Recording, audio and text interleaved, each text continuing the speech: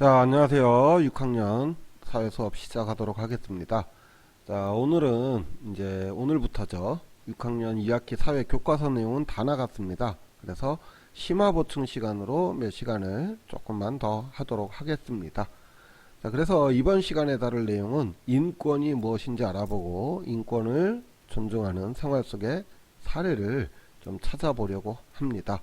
인권은 굉장히 중요한 개념이기 때문에 여러 교과목에서 여러 단원에서 다뤘을 거예요. 자, 인권이 무엇인지부터 짚고 넘어가겠습니다. 자, 모든 사람은 태어나면서부터 가지는 권리가 있어요. 그게 인권입니다. 자, 누군가에게 받는 것이 아니라 태어나면서부터 사람이기 때문에 받는 권리. 따라서 이를 하늘로부터 부여받은 권리, 다른 사람이 준 것이 아니라 하늘이 준 권리, 그래서 천부인권이라고 말합니다. 천부인권을 문자 그대로 해석을 하면은 하늘로부터 부여받은 사람의 권리가 됩니다. 하지만 이걸 의미로 해석을 해야 되겠죠. 태어나면서부터 사람이기 때문에 가지는 마땅한 권리라고 하겠습니다. 자, 이런 인권의 종류는 여러 가지가 있는데요. 대표적인 것은 자유롭게 살아갈 권리라든지 또는 차별받지 않을 권리라든지 또 살아가는 데 필요한 생존의 권리 등이 대표적인 인권의 예라고 할 수 있습니다. 자, 이런 인권의 소중함은 말씀드렸다시피 사람이기 때문에 마땅히 누리는 권리입니다. 따라서 어린이라고 해서 아기라고 해서 인권이 없는 건 아니죠. 그래서 전 세계의 모든 나라가 모여서 세계연합이죠. 세계연합 유엔에서는 여러 나라 사람들이 모여가지고 과연 아동을 위한 권리, 최소한의 권리는 어떠한 것들이 지켜져야 할까에 대해서 논의를 하였습니다.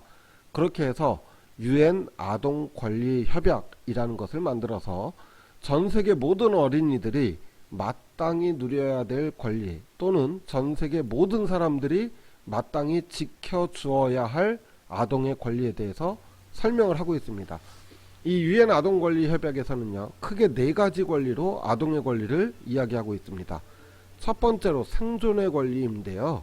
생존의 권리라고 하는 것은 적절한 생활 수준을 누리고 안전한 주거지에서 살아가며 충분한 영양을 섭취하고 기본적인 의료 서비스를 받을 권리. 다시 말해서 살아가는 데 있어서 필요한 최소한의 것을 누릴 권리를 말합니다. 두 번째, 보호의 권리가 있습니다. 자, 살아가는 데 필요한 생존의 권리는 견뎌내는 게 아닙니다. 따라서 모든 형태의 학대, 방임, 차별, 폭력, 과도한 노동, 약물, 성폭력 등 어린이에게 해가 될 수 있는 모든 것으로부터 보호받을 수 있는 보호의 권리가 필요한 것이죠. 세 번째는 발달의 권리라는 것이 있습니다. 이 발달의 권리는 아동이 잠재 능력을 최대한 발휘하는 데 필요한 권리로서 교육을 받을 권리가 대표적인 권리가 되겠습니다.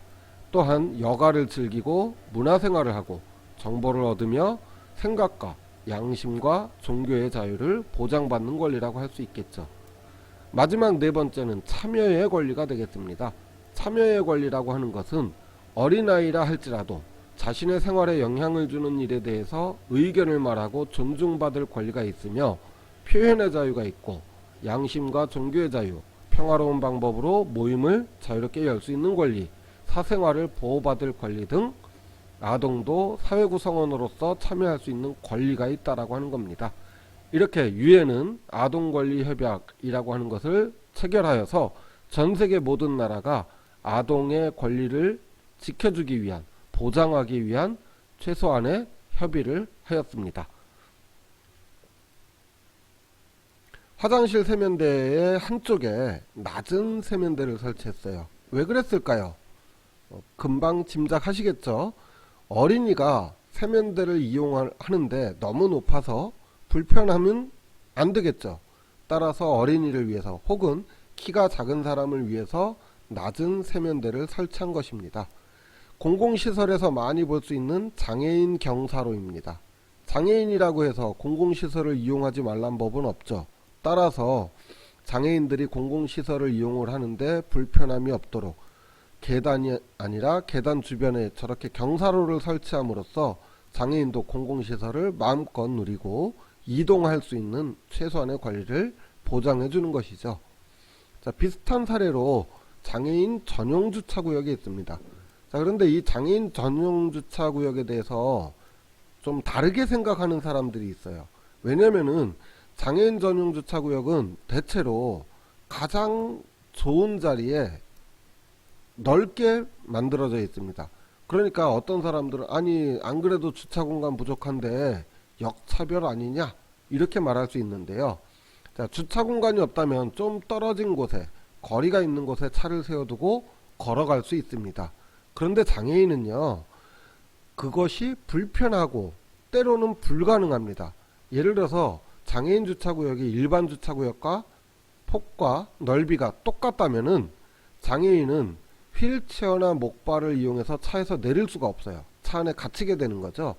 그렇기 때문에 장애인 주차구역 표지는 장애인을 위한 최소한의 공간을 확보한다라고 이해를 하여야 될 것입니다. 자, 사람은 누구나 사람이기 때문에 사람 그 자체로서 피부색, 종교, 나이, 성별, 국적에 상관없이 소중한 존재입니다. 사람이니까요. 내가 사람이기 때문에 소중한 것처럼 다른 사람 역시 사람이기 때문에 소중한 것이죠. 인권을 거창하게 생각할 것이 아니라 사람이기 때문에 마땅히 존중받아야 한다는 지극히 상식적인 것이라고 생각을 한다면 누구나 평등하게 자신의 권리를 존중받고 인정받는 사회가 될 수 있을 것입니다. 자, 이렇게 해서 오늘은 간단하게 인권의 의미와 생활 속 사례를 알아봤는데요. 다음 시간에는 인권 신장을 위해서 노력을 한 사람들, 어떤 사람들이 있었는지 알아보도록 하겠습니다. 자, 오늘 수업 여기까지 하겠습니다. 수고하셨습니다. 뿅.